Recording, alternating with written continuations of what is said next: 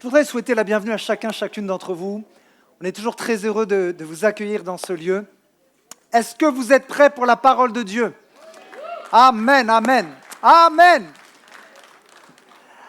Alors nous poursuivons notre série de messages que nous avons intitulée « Hors limite ». Et le but de cette série en ce mois de septembre est de nous faire réaliser que le Dieu illimité vit en toi. As-tu imaginé ceci? Celui qui a ressuscité à Christ est en toi, vit en toi. Alléluia! N'est-ce pas extraordinaire? Et Dieu, il faut que tu le réalises, peut faire bien au-delà de ce que tu peux penser, même imaginer en toi, dans ta vie, mais aussi au travers de toi. Et peut-être que tu doutes, tu te dis, je ne suis pas à la hauteur, je ne suis pas assez spirituel, j'ai tellement de manquements. Mais j'aimerais joindre ma voix à celle de l'apôtre Paul. C'est un de mes versets préférés dans la Bible, dans Éphésiens 3, au verset 20. Et j'aimerais le déclarer sur ta vie et qu'on dise oui et amen à cette parole. Voici ce que la Bible dit.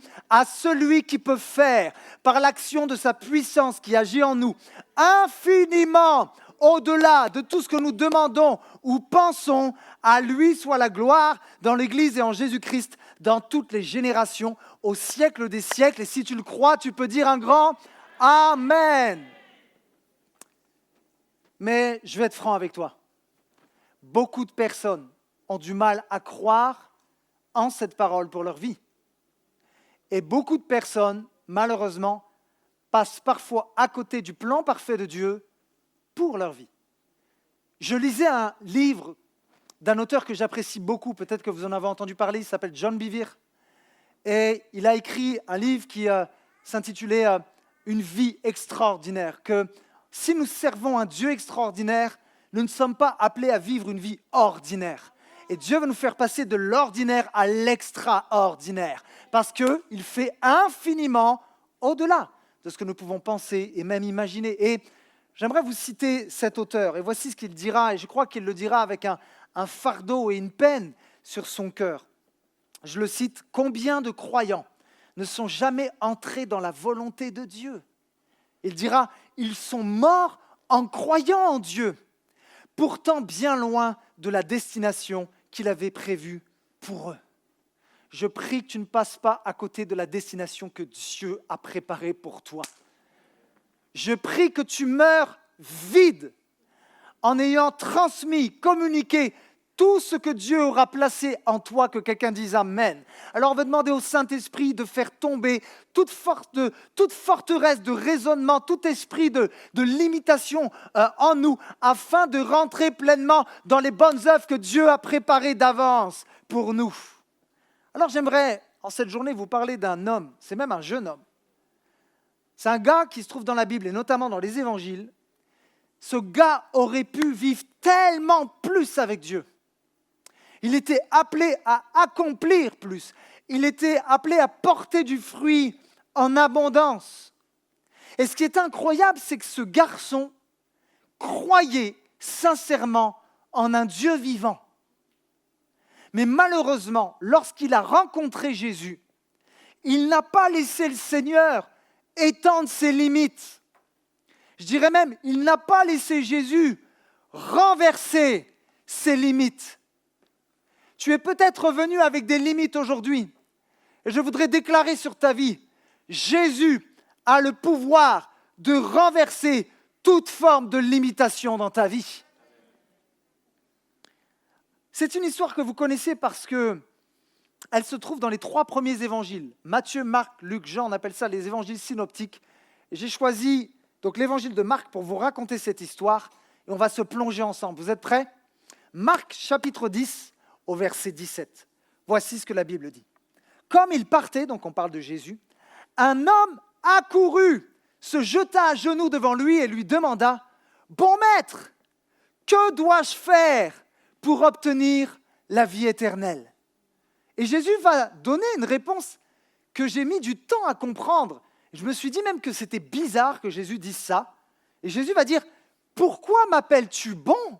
lui répondit Jésus. « Personne n'est bon, sinon Dieu seul. » J'aimerais juste ouvrir une parenthèse avant de poursuivre le texte.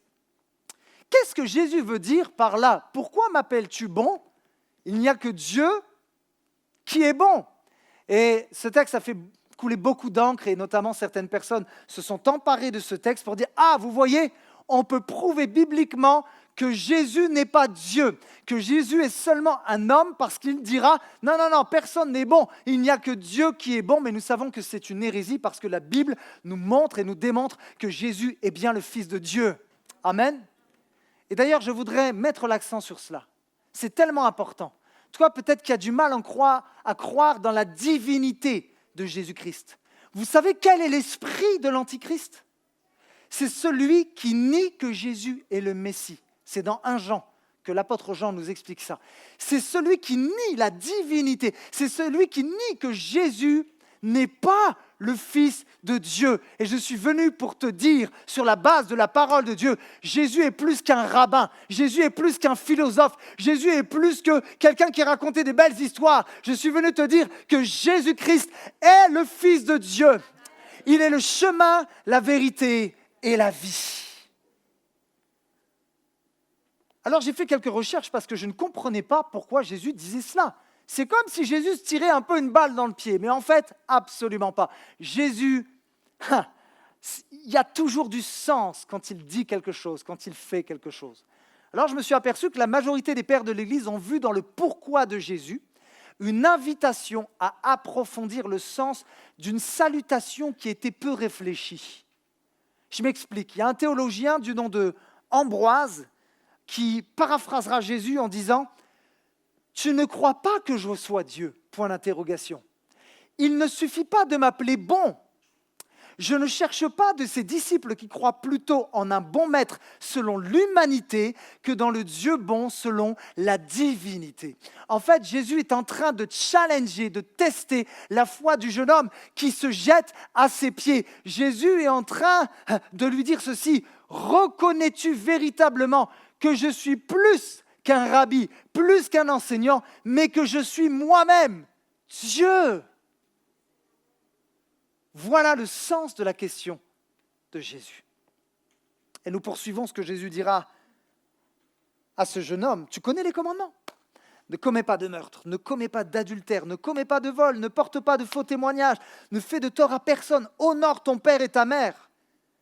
Et le jeune homme lui répondra, mais maître, tout cela, je l'ai appliqué depuis ma jeunesse. Il devait l'appliquer depuis sa bar mitzvah qu'il avait fait peut-être à l'âge de 13 ans.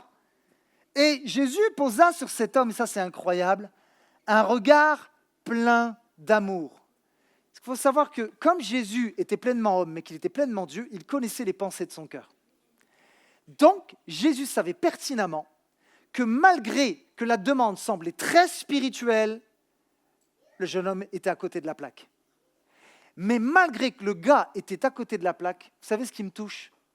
C'est que les évangiles disent, et notamment le texte dans Marc dit, il posa un regard plein d'amour sur le jeune homme. J'aimerais te dire à toi qui es dans ce lieu, à toi qui écoutes ce message, même si tu es à côté de la plaque, Jésus pose un regard plein d'amour sur toi. Que tu sois sur les sommets des montagnes, que tu sois au fond du trou, dans l'incompréhension, peut-être dans la douleur, dans la souffrance, ou peut-être même dans l'échec, l'amour de Dieu est invariable. L'amour de Dieu ne change pas. En fait, Dieu n'attend pas que nous soyons parfaits pour qu'il commence à nous aimer. Dieu t'aimait avant même que tu naisses. L'amour de Dieu est puissant, les amis. Alléluia. Jésus posa sur cet homme un regard plein d'amour et lui dit, « Il ne te manque qu'une seule chose. Va, vends tout ce que tu possèdes, donne le produit de la vente aux pauvres et tu auras un trésor dans le ciel. Et très important, puis viens et suis-moi. » En entendant ces paroles, l'homme s'assombrit et s'en alla comment ? Tout triste, car il était très riche. Et Jésus parcourut du regard le cercle de ses disciples, puis il leur dit « Qu'il est difficile à ceux qui ont des richesses d'entrer dans le royaume de Dieu. » Cette parole les surprit, mais Jésus insista « Oui, mes enfants, qu'il est difficile d'entrer dans le royaume de Dieu. Il est plus facile à un chameau de passer par le trou d'une aiguille qu'à un riche d'entrer dans le royaume de Dieu.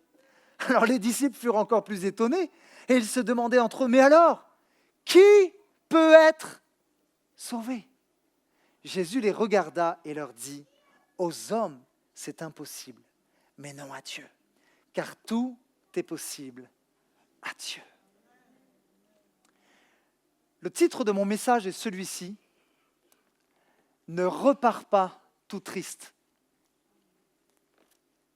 Ne repars pas tout triste. Alors on va se plonger dans le contexte de cette histoire. Et dans l'évangile de Luc, c'est intéressant parce qu'il nomme cet homme comme un chef. Peut-être qu'il était chef d'une synagogue, peut-être que c'était un juge ou peut-être que c'était un membre du Sanhédrin. Le Sanhédrin, à l'époque, faisait office de tribunal et c'était les membres éminents de la société qui siégeaient au sein du Sanhédrin, au sein du tribunal. Alors, cet homme, il avait tout ce que les hommes aiment avoir. Les gars, ne nous voilons pas la face. Le gars, il est jeune, il est riche et il a du pouvoir. Combien d'hommes sur la terre recherchent le pouvoir et aiment le pouvoir? Parce que le pouvoir, quelque part, il te valorise le pouvoir. Le pouvoir, il te donne ce sentiment de contrôler, de maîtriser.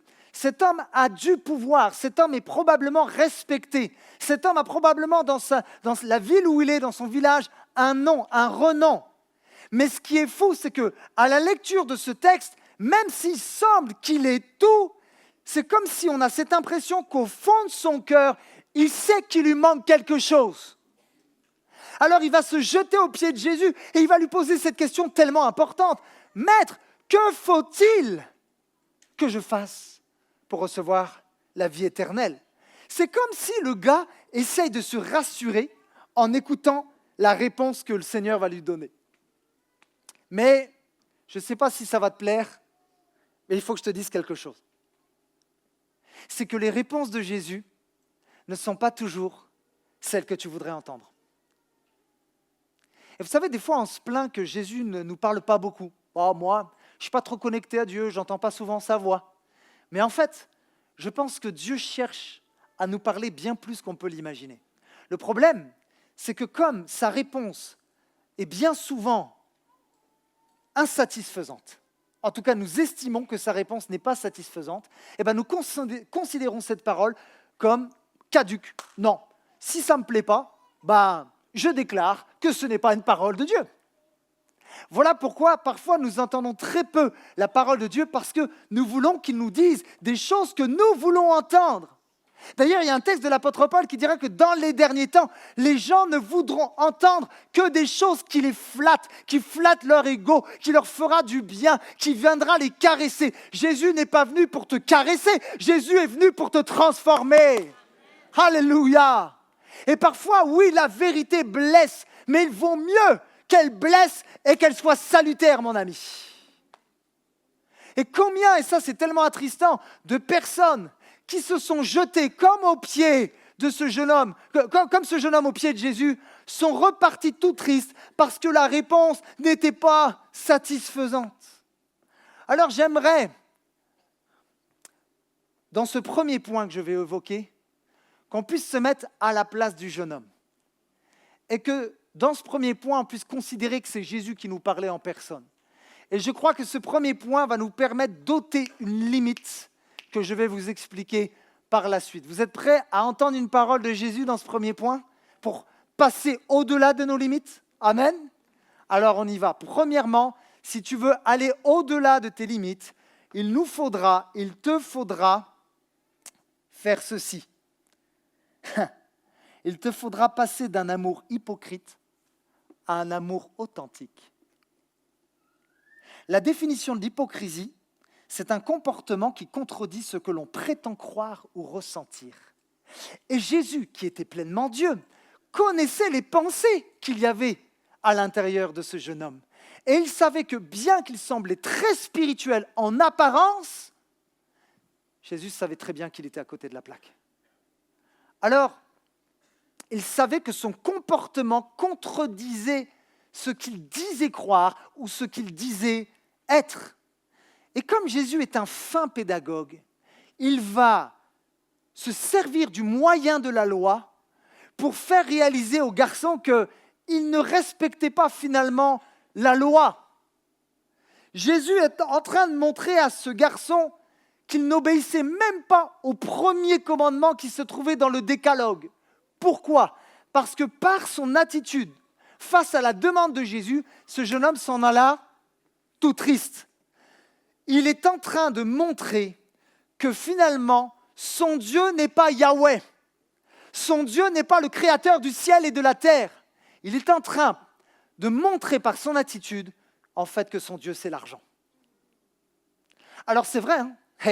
Tu peux acheter plein de choses avec l'argent. Tu sais quoi, tu peux même acheter un semblant de sécurité avec l'argent. Tu peux acheter une belle maison. Tu peux avoir un beau patrimoine. Tu peux même assurer ta retraite avec l'argent. Mais laissez-moi vous dire ceci. Il y a une chose que l'argent, que même les milliardaires ne pourront jamais s'acheter. Vous savez ce que c'est ? Tu ne pourras jamais acheter avec ton argent la vie éternelle. C'est impossible. Aucune richesse, aucun or ne peut sur cette terre obtenir la vie éternelle. La vie éternelle, elle ne se trouve qu'en une seule personne. Son nom est... Et vous savez ce qui m'a attristé ? Je pense qu'il y avait de la sincérité dans son cœur, vraiment. Tu ne te jettes pas aux pieds de Jésus comme ça prend de l'humilité un minimum. Donc pourquoi il y a quelque chose qui cloche ? En fait, on a l'impression que dans le cœur du bonhomme, il y a un paradoxe. Il veut avoir le salut, mais il ne veut pas suivre Jésus. En fait, il fait ce que beaucoup d'êtres humains sur la terre font. Vous savez ce qu'on fait ? On veut tous être sauvés de l'enfer. Il faudrait être fou pour se dire « Non, moi je veux aller en enfer pour l'éternité. Moi je veux être séparé de la présence de Dieu pour l'éternité. » Non, tout le monde veut être sauvé de quelque chose. Tout le monde veut être sauvé de la mort éternelle. C'est pour ça qu'il va crier « Seigneur, qu'est-ce qu'il faut que je fasse ?» Sauf qu'il lui manquait quelque chose. Vous savez quoi ? Il voulait le salut sans vouloir vraiment celui qui était en mesure de lui donner. Il voulait le salut sans passer par Jésus. Est-ce qu'on ne ferait pas ça des fois ? On veut les bienfaits de Dieu, mais on ne veut pas lui obéir. On veut ses bénédictions sans avoir besoin de suivre Jésus. Mais j'aimerais te dire ceci. La vie avec Jésus ne fonctionne pas que dans un sens. La vie avec Dieu, ce n'est pas juste « Bénis-moi, Seigneur, fais-moi du bien, Seigneur, réponds à mes besoins, Seigneur. » Alors, je vais vous donner un petit exemple, et ça va peut-être faire sourire certains. Est-ce que vous avez déjà eu un ami qui vous appelle que quand il est en galère ? Tu sais, c'est le genre de gars qui t'appelle juste tous les 5 ans, et il fait style qu'il est très content de t'avoir. Mais en fait, c'est un mytho, hein, on va se dire les vraies choses. Il dit oh, je repensais à nos bons souvenirs, et puis je regardais nos photos sur Instagram ou sur Facebook, pour les plus vieux, et puis et ça m'a donné de la nostalgie, puis oh, comment tu vas ? Mais en fait, il pense rien de ce qu'il dit, le gars. Ça fait 5 ans qu'il t'a appelé. Et au final, là, il arrive à la vraie raison. Bon, tu vois, je me suis lancé dans une entreprise et puis il s'avère que j'ai quelques petits soucis. Est-ce que tu pourrais me prêter de l'argent ? Bon, ça, en fait, il voulait en venir à là. Voilà, c'est ça. Et finalement, et toi, ce qui est fou, c'est que tu vas même lui donner, quoi. Et quelques semaines après, toi, tu as une galère. Et donc, comme c'est un ami, apparemment c'est un ami, bon, il t'appelle tous les 5 ans, mais il te dit que c'est un ami, tu l'appelles. Et puis tu l'appelles, et puis ça sonne, tu dis peut-être qu'il est occupé, il doit être au travail, il doit faire des bonnes actions, tu vois, voilà. Et puis tu l'appelles 2 fois, tu l'appelles 3 fois, et bizarrement, tu vas toujours tomber sur sa messagerie. J'espère que vous n'avez pas beaucoup d'amis comme ça, hein. Mais je vais vous poser une question. Quand Dieu t'appelle, parce qu'il veut que tu le suives, quand Dieu compose ton numéro, parce qu'il veut t'appeler à le suivre, à ce que tu répondes à un besoin, tombe-t-il tout le temps sur ta messagerie ? Il y a des boîtes vocales, mes amis, qui sont saturées. Dieu a tellement frappé à la porte de ton cœur, avec amour, parce qu'il t'aime, parce qu'il te considère, parce qu'il veut investir en toi. Mais il y a eu tellement d'appels depuis tant d'années qu'il n'y a même plus de place pour mettre des messages dans la boîte vocale. Elle est saturée. Waouh! En fait, Jésus ne veut pas d'une fausse amitié. Jésus ne veut pas juste de quelqu'un qui se jette à ses pieds et qui semble très spirituel. Jésus ne veut pas de faux semblants. Jésus ne veut pas d'un amour hypocrite. Et j'ai relu un texte dans les évangiles qui m'a fait frémir. Et à chaque fois que je le lis, je vous assure que je ne fais vraiment pas le malin. Et en lisant ce texte, je me suis aperçu à quel point le Seigneur Jésus, s'il y a bien une chose qu'il déteste, mais s'il y a une chose qu'il déteste, vous savez ce que c'est? C'est l'hypocrisie. C'est l'hypocrisie. Et je vais le lire dans l'évangile de Matthieu au chapitre 23, au verset 25. Voici ce que Jésus dira. Il va faire des reproches aux pharisiens qui se croyaient tellement spirituels, tellement au-dessus des autres. Et Jésus va leur faire ce reproche. Malheur à vous, maîtres de la loi et pharisiens, hypocrites, point d'exclamation. Vous nettoyez l'extérieur de la coupe et du plat, mais l'intérieur reste rempli du produit de vos vols et de vos mauvais désirs. Pharisiens aveugles, nettoie d'abord l'intérieur de la coupe et alors l'extérieur deviendra également propre. Malheur à vous, maîtres de la loi et pharisiens, hypocrites, vous ressemblez à des tombeaux blanchis qui paraissent beaux à l'extérieur, mais qui à l'intérieur sont pleins d'ossements de mort et de toutes sortes de pourritures. Vous de même, extérieurement, vous donnez à tout le monde l'impression que vous êtes fidèles à Dieu, mais intérieurement, vous êtes pleins d'hypocrisie et de mal. Ouh! Je n'aurais pas aimé être à la place des pharisiens. Ces gars-là priaient plus que toi et moi. Ils jeûnaient 2 fois la semaine. Ils connaissaient la Torah sur le bout des doigts, mais pourtant, beaucoup d'entre eux le faisaient pour leurs intérêts personnels et non par amour pour Dieu et pour leur prochain.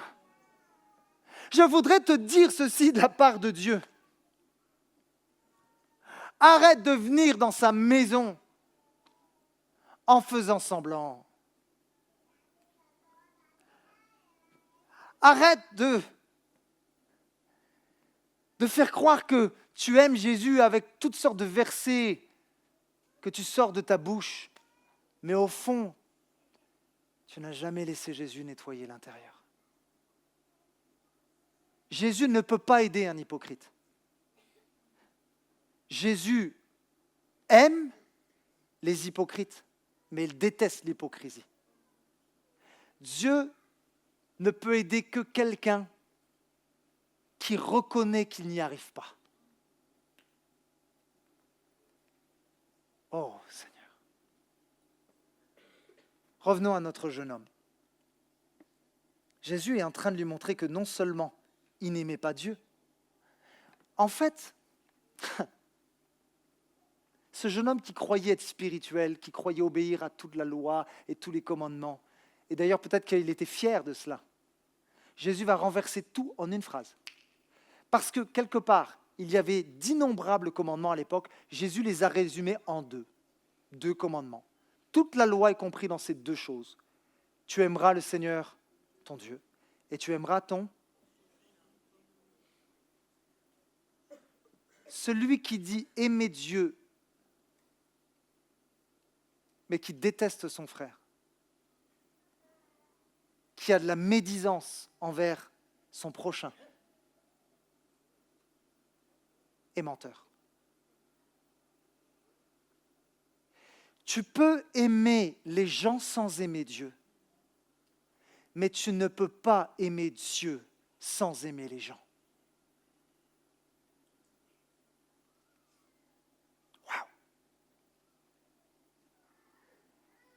Et Jésus est en train de lui montrer que non seulement il ne l'aime pas parce que son Dieu, c'est Mammon, c'est l'argent, mais que alors qu'il lui a fait la proposition d'être généreux envers les plus pauvres, qu'est-ce qu'il va faire? Au lieu de se réjouir, il va être triste et il va s'en aller. Vous savez, j'aime bien les événements sportifs. J'aime tous les sports, notamment le football, mais aussi le rugby. Et ce que j'aime bien avec les rugbyman, vous savez, avant de commencer le match, qu'est-ce qu'ils font? Ils chantent l'hymne national. C'est où qu'ils mettent la main quand ils chantent? Sur le cœur. Et je trouve ça super parce que ça montre qu'ils aiment leur pays, qu'ils sont engagés. Et puis tu vois les rugbyman qui font comme ça et qui chantent à tue-tête la Marseillaise. Bon, ça te casse les oreilles parce que qu'est-ce qu'ils chantent faux? Ils jouent mieux au rugby qu'ils ne chantent en tout cas. Mais ils ont la main sur le cœur et ça semble quand même assez touchant, quoi. Mais vous savez, le christianisme ne se limite pas à venir le dimanche matin pour chanter des beaux cantiques, la main sur le cœur, en disant « Jésus, Jésus, Jésus, je t'aime. Jésus, je te suivrai jusqu'au bout du monde. Jésus, Jésus, Jésus, merci pour ton amour. Jésus, Jésus, Jésus, bénis-moi. » En fait, si tu te limites à mettre la main sur le cœur, Dieu ne pourra pas beaucoup se servir de toi. Ce que je veux dire par là, et je vais être très concret, parfois le christianisme, ce n'est pas juste mettre ta main sur ton cœur, mais c'est mettre la main dans ta poche. Parce que l'amour se démontre par des actes concrets. Et d'ailleurs, le royaume de Dieu n'avancera pas que lorsqu'on aura la main sur le cœur, mais on pourra faire des actes concrets pour Dieu, pour la mission, pour ceux qui ne connaissent pas Jésus, pour des orphelinats, pour des gens qui sont brisés par la vie, lorsque l'Église comprendra qu'il faut aussi un peu mettre la main à la poche. Mais on a du mal avec ça, parce que nous n'avons pas tous le même rapport à l'argent. Certains considèrent l'argent comme quelque chose dont il ne pourrait jamais se passer. Il faudrait qu'ils en gagnent toujours plus, toujours plus, toujours plus. Et c'est ça qui leur offre sécurité, bonheur, paix et joie. Mais d'autres vont considérer l'argent juste comme un outil qui va permettre bien sûr de vivre, de payer ton loyer, d'acheter ta nourriture, de se vêtir, mais aussi d'être un outil qui va bénir d'autres personnes. Alors j'ai fait une étude qui parle de l'argent. Ah, on est en France, hein. L'argent c'est très tabou. Et encore plus dans les églises. Alors je sais qu'il y a des églises, ils abusent, il y a des pasteurs, ils abusent, ils parlent d'argent en long, en large, en travers. Tu te dis mais c'est quoi? C'est une entreprise, c'est quoi? On n'est pas là-dedans, ok? Mais dans certaines églises, c'est très très très tabou, l'argent. Même chez les Français. On n'ose pas dire, tu sais, combien on gagne, notre fiche de paye. Puis des fois, on a peur que le collègue voit notre fiche de paye parce que peut-être qu'on gagnerait 50 € de plus que lui, il serait jaloux, tout ça. Ça parle à quelqu'un? Bon. Et selon une étude, en fait, j'ai regardé, il y a des chercheurs d'une université à Londres qui ont fait une étude justement concernant le rapport qu'ont les gens à l'argent. Et ils ont dit ceci, et j'ai trouvé ça très intéressant, que les personnes gagnant plus d'argent sont moins enclines à donner que celles qui gagnent moins. Ça vous choque ou pas? Vous avez déjà entendu ça? Mon frère qui s'appelle Raphaël, il a fait plusieurs voyages missionnaires, il a été en Inde aussi, et il a été dans ce qu'on appelle les homes. Ce sont des maisons où on accueille des orphelins. Il est resté plusieurs semaines avec ses enfants, et il mangeait le petit bol de riz tous les jours. Il n'avait rien, il n'avait aucune richesse, mais il a été bouleversé parce qu'il s'est dit, c'est fou, j'ai remarqué une chose, ceux qui n'ont rien, c'est souvent ceux qui sont prêts à tout te donner. Tu vas dans un village pauvre hein, où il n'y a pas de richesse, pas de grande maison, pas de clinquant, les gens sont prêts à te donner même leur propre nourriture. Pourquoi? Parce que dans notre société occidentale, mammon a pris le dessus. Mammon influence la politique. Mammon influence le sport. Mammon influence la musique. Mammon influence beaucoup d'êtres humains. Et au lieu d'être main ouverte, on est parfois même, et je suis désolé de le dire, dans des églises qui sont toujours main fermée. Oh! Et donc, je continue cette étude qui dira que quand une personne obtient un statut élevé et une certaine richesse en ayant fait beaucoup d'efforts, elle va souhaiter conserver ce qu'elle a gagné. Et j'ai remarqué ça notamment avec certains sportifs de haut niveau, parce qu'il y a des sportifs qui, lorsqu'ils étaient enfants, vivaient d'une manière très modeste. Ils vivaient dans un quartier qui n'était pas forcément clinquant, le papa travaillait à l'usine, la maman ne travaillait pas. Et le gars, imagine, son père est au SMIC toute sa vie, il galère même pour avoir des cadeaux à Noël. Le gars, il touche des millions après. Mais si son cœur n'est pas bien connecté au cœur de Dieu, tu peux partir en vrille, mais tellement vite. Et j'ai vu tellement de sportifs millionnaires qui étaient 1000 fois plus riches que toi et moi, qui sont aujourd'hui plus pauvres que vous et moi parce qu'ils sont complètement ruinés. Pourquoi ? Maman a pris le dessus. Waouh ! Leur Dieu, c'était l'argent. Et donc, ils diront dans cette étude, et je conclus cette étude, en revanche, lorsque votre richesse est plus limitée, vous avez une plus grande motivation à donner.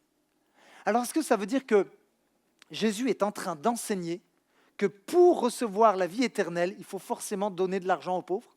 C'est absolument pas ce que Jésus est en train d'enseigner. Jésus est juste en train de mettre le doigt sur une limitation dans le cœur du jeune homme. D'ailleurs, sa limitation à lui, c'était ses richesses, mais on pourrait parler de plein d'autres limitations.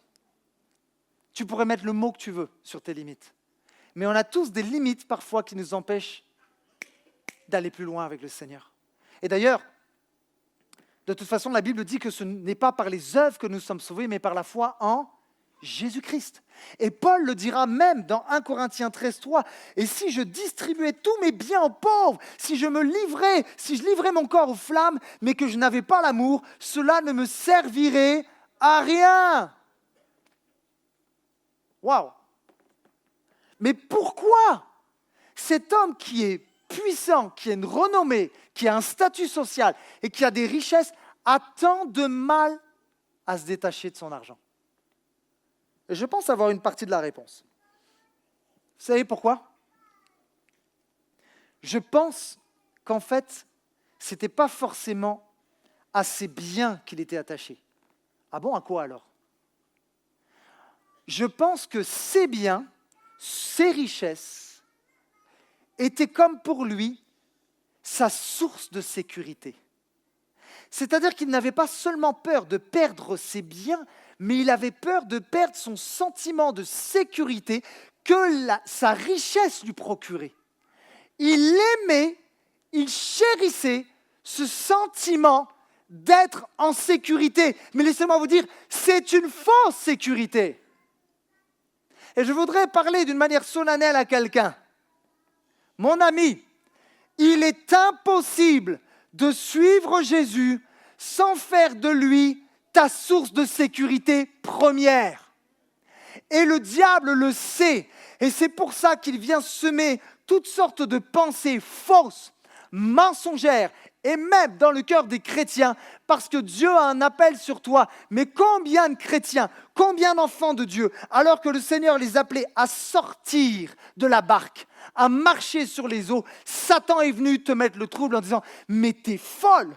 Si tu quittes ton job ou si tu obéis à la voix de Dieu, comment tu vas faire pour payer ton loyer? Comment tu vas faire pour t'en sortir? Et peut-être même que ce n'était pas une parole de Dieu. Peut-être que c'était un mensonge. Mais arrête de te bercer d'illusions. Il faut bien que tu aies les pieds sur terre. Ne sois pas une sorte de béni oui-oui.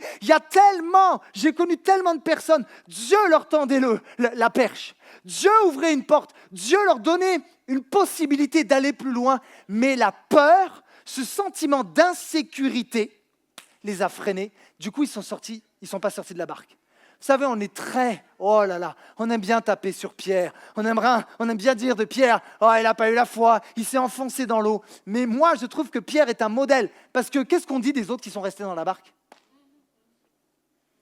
Au moins, lui, il a eu l'audace de sortir pour aller vers Jésus.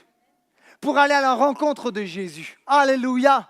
Ne soyons pas de ces chrétiens qui fondent leur sécurité sur du matérialisme. J'aimerais te dire, il n'y a pas meilleure sécurité sociale, sécurité financière, sécurité dans tous les domaines que la personne de Jésus. Avec Jésus, ton présent est en sécurité. Avec Jésus, ton avenir est assuré. J'aimerais même vous dire, il y a beaucoup de personnes qui s'occupent d'avoir une sécurité sur la terre. Mais tu ferais bien de réfléchir à ça. Pense aussi à sécuriser ton éternité.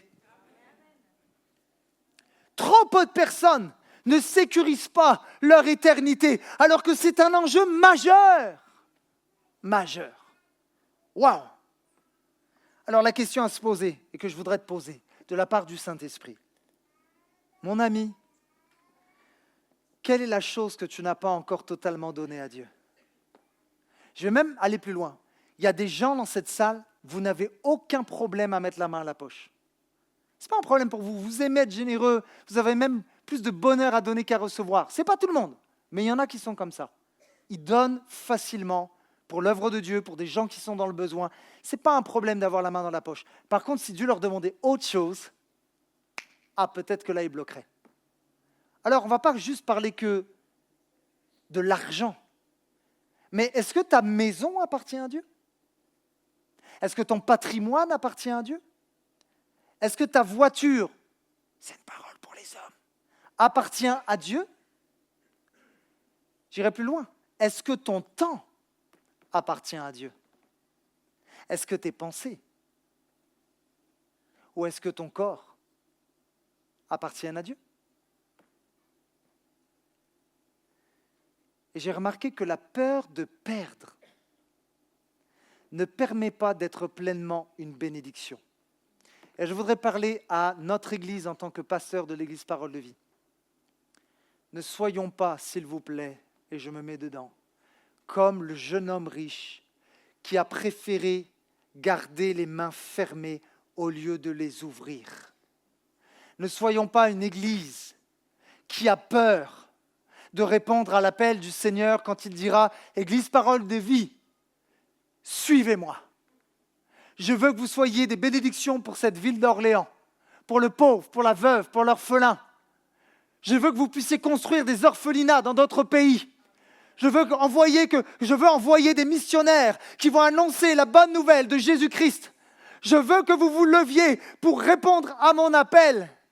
Mais le seul moyen de pouvoir le faire, c'est de placer votre sécurité non pas dans votre matériel, non pas dans votre richesse, mais en moi. L'Église qui fera cela est une Église qui portera du fruit en abondance. Église Parole de Vie, veux-tu porter du fruit à la gloire de Jésus-Christ? C'est notre appel.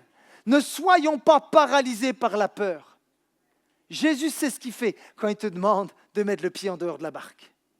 Oh, j'aime tellement ce chant qui dit « Par ce qu'il vit, je n'ai rien à craindre. Mes lendemains sont assurés. » Alors il est temps de ne pas juste sécuriser ta retraite. Il est temps de sécuriser ton éternité. Alors j'ai bientôt terminé, mais je terminerai en vous disant ceci. Ce qui est malheureux, c'est que le jeune homme a privé les autres d'être bénis au travers de sa vie. Tellement de personnes auraient pu être bénies à travers lui, mais aussi au travers de ses dons. Alors comment on s'en sort quand on est attaché à nos biens matériels et que ça nous bloque et que ça nous limite? Comment faire? Est-ce qu'il y a une clé? Est-ce que la Bible nous parle de quelque chose?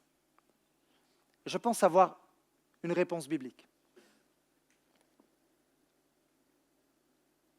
La Bible dira que l'amour parfait bannit la peur. Je vais vous expliquer pour qu'on puisse comprendre le concept. Déjà, il y a une différence entre avoir peur de Dieu et craindre Dieu.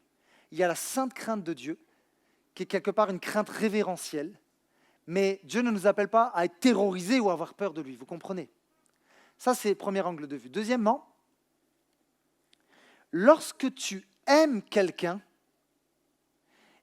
et que tu dois même prendre des risques pour bénir cette personne ou pour même sauver cette personne d'un danger, ton amour passera au-dessus de ta peur.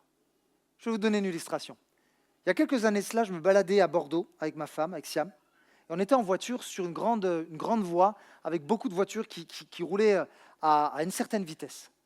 Et là, j'ai eu une vision comme d'horreur, où quand j'ai tourné ma tête sur la droite, j'ai vu un petit bonhomme de 3-4 ans maximum échapper à la vigilance des parents et aller sur le grand boulevard, en plein au milieu de la route, où il y avait des voitures qui fonçaient. Et je me suis dit, on va avoir un accident, c'est grave là ce qui est en train de se passer.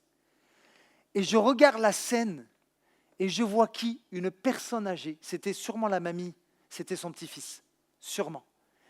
La mamie, je peux vous dire qu'elle n'était pas très véloce, hein. Mais à ce moment-là, Usain Bolt ne faisait pas le poids. J'ai vu la mamie, elle n'a pas réfléchi. Hein. La mamie, elle ne s'est pas dit « Ah, est-ce que c'est un peu risqué ou pas? Je ne sais pas si j'y vais, tu vois. Ah, débrouille-toi, petit bonhomme. La mamie s'est précipitée. Elle a couru. Elle a pris son petit-fils dans les bras. Et je l'ai vu même, elle est tombée. Elle était ensanglantée. Elle avait du sang sur le front. Mais elle était déterminée. Je ne laisserai pas mon petit-fils par terre se faire écraser. Parce que sa vie compte plus que ma propre vie.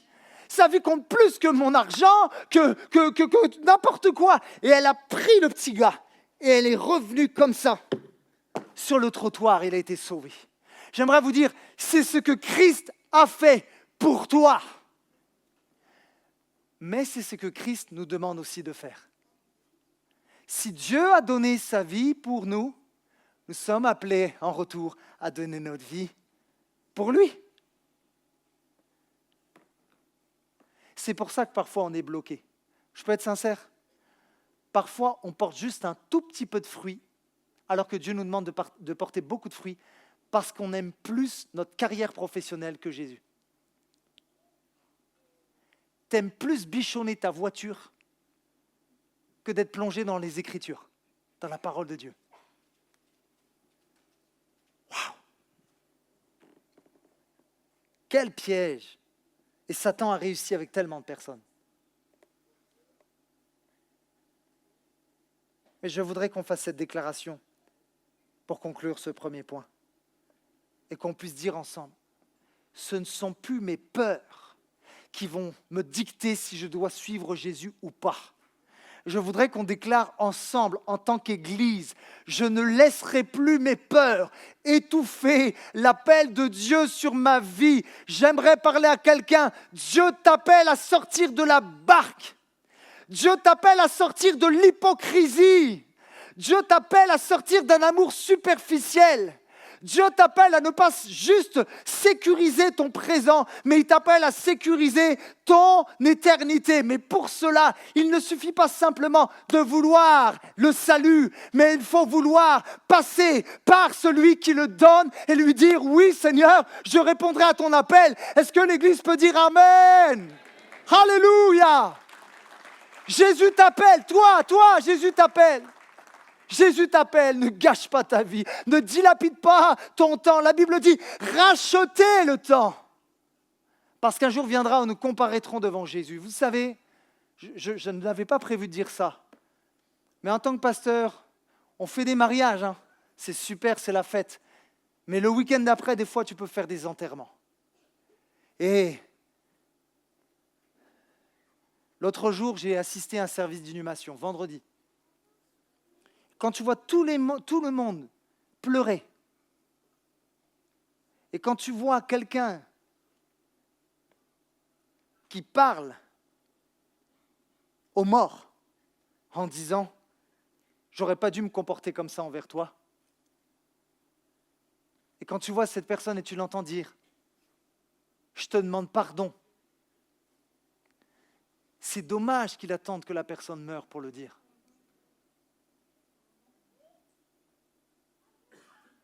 N'attends pas que tu sois à la fin de ta vie pour commencer à suivre véritablement Jésus. Vous savez, on voit, je sors de mes notes, mais on voit trop la vie comme une horloge et c'est une mauvaise vision. Pourquoi? L'horloge tourne indéfiniment, continuellement. Elle ne s'arrête jamais. Aujourd'hui, il est 12h41. Demain, il sera encore 12h41. L'horloge tourne. Et je voudrais parler à toi, et c'est une parole de Dieu pour quelqu'un. Ne remets pas à demain ce que Dieu t'appelle à faire aujourd'hui. Ta vie, ne la vois plus comme une horloge. Vois ta vie comme un sablier. Tu sais pourquoi? Personne ne sait combien de grains de sable il lui reste. Peut-être qu'il t'en reste 10 000. Peut-être qu'il t'en reste que 1000. Mais j'inviterai chaque personne à utiliser d'une manière sage chaque grain de sable qui passera de l'autre côté. Alors je veux déclarer aujourd'hui que mon amour pour Dieu ne sera plus un amour hypocrite. Je veux l'aimer d'un amour authentique. J'appelle le pianiste à s'approcher, j'ai bientôt terminé. Mon deuxième point qui est mon appel, ma conclusion, je l'ai intitulé « Un amour renversant ». J'aimerais vous parler d'un amour qui est capable de renverser tes peurs, qui a été capable de renverser même la mort. Revenons à ce que Jésus dit à ses disciples concernant ce jeune homme riche. Il dira, oui, mes enfants, qu'il est difficile d'entrer dans le royaume de Dieu, il est plus facile à un chameau de passer par le trou d'une aiguille qu'à un riche d'entrer dans le royaume de Dieu. Les disciples furent encore plus étonnés et ils se demandaient entre eux, mais alors, qui peut être sauvé ? Jésus les regarda et leur dit, aux hommes c'est impossible, mais non à Dieu, car tout est possible à Dieu. Dans le premier point, je vous ai montré qu'il était important d'aimer Dieu de tout notre cœur, d'une manière authentique. Et dans ce second et dernier point, j'aimerais te montrer à quel point Jésus-Christ t'aime. La Bible dira, car Dieu a tant aimé qu'il a retenu, qu'il a gardé, qu'il a donné. Ce que je veux dire par là, c'est que l'amour de Jésus n'est pas un amour superficiel.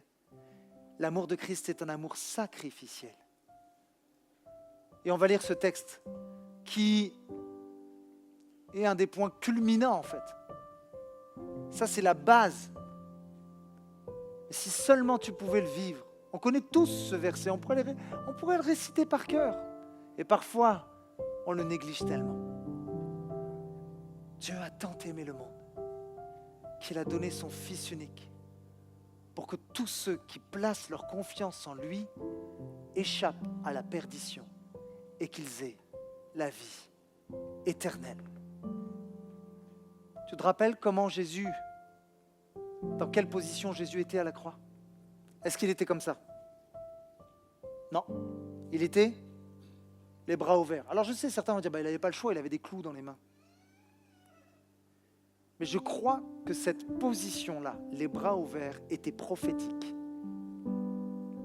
C'est comme si Jésus parlait à tous les jeunes hommes riches. Et que alors qu'on a mis des clous dans ses mains et dans ses pieds, même à la croix, alors qu'il souffrait le martyre, qu'il avait du mal à respirer, qu'il était ensanglanté et qu'en plus de ça, on se moquait de lui.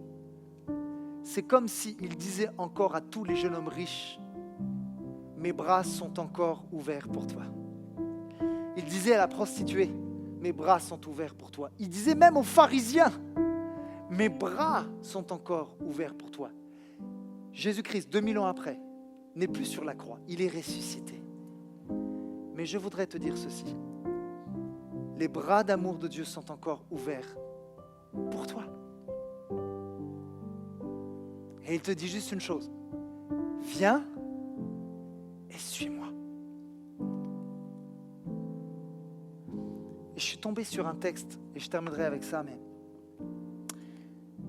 j'avais jamais vu ce texte comme ça. C'est dans 2 Corinthiens, au chapitre 8, au verset 9. Et je me suis dit, mais oui, mais c'est un truc de fou. Ce texte de l'apôtre Paul fait écho à l'histoire des jeunes hommes riches.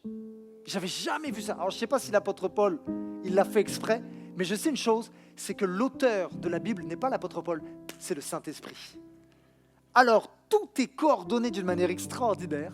Et quand je vais vous lire ce texte, vous allez voir qu'on peut faire un parallèle entre le jeune homme riche et Jésus. Je vous l'explique. 2 Corinthiens 8, 9. La Bible dit, car vous savez comment notre Seigneur Jésus-Christ a manifesté sa grâce envers nous. Et retenez ceci. Lui qui était riche aussi, le jeune homme.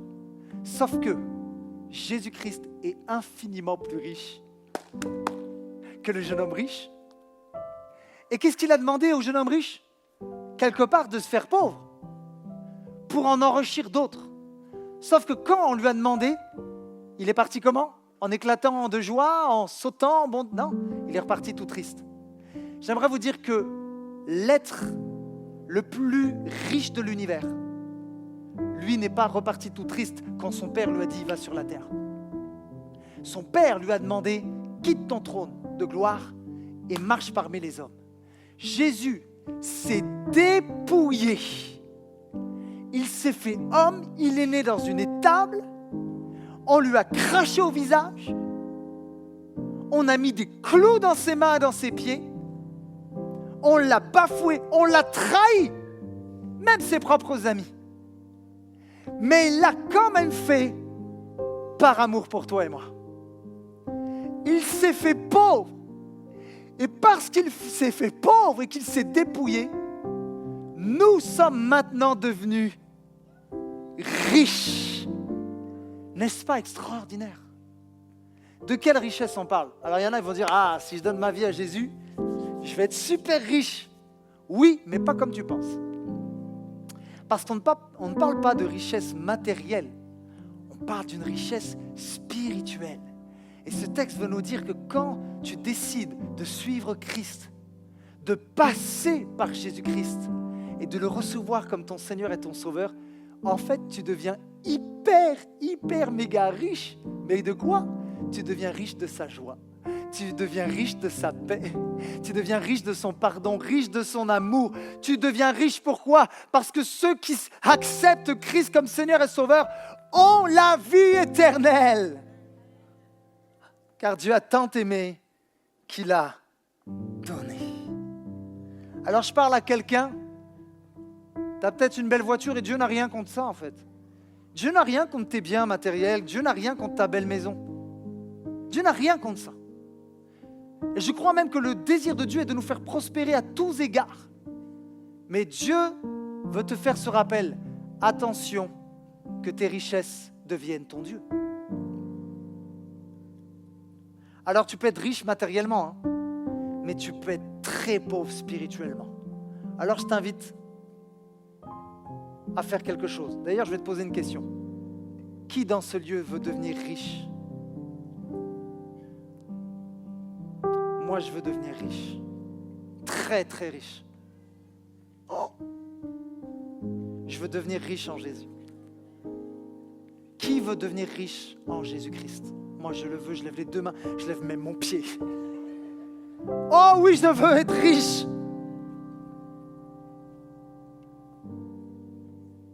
J'appelle le groupe de louanges à s'approcher, s'il vous plaît. Voici ce que la Bible dit. Toi qui n'as pas fait la paix avec Dieu. Toi qui depuis ces années essaie de sécuriser ta vie terrestre.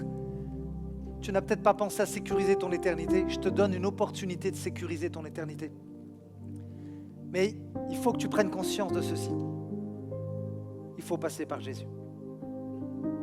Pierre, lorsqu'il a reçu le Saint-Esprit, vous savez, dans la chambre haute, il va prêcher un message incroyable devant des milliers de personnes. Il va faire une déclaration que j'aimerais vous lire aujourd'hui. Nous sommes dans Actes au chapitre 4 au verset 12 et Pierre dira: il n'y a de salut en aucun autre, car il n'y a sous le ciel aucun autre nom qui ait été donné parmi les hommes par lequel nous devions être sauvés. Ce nom, c'est le nom de Jésus. J'ai terminé, on peut fermer les yeux maintenant.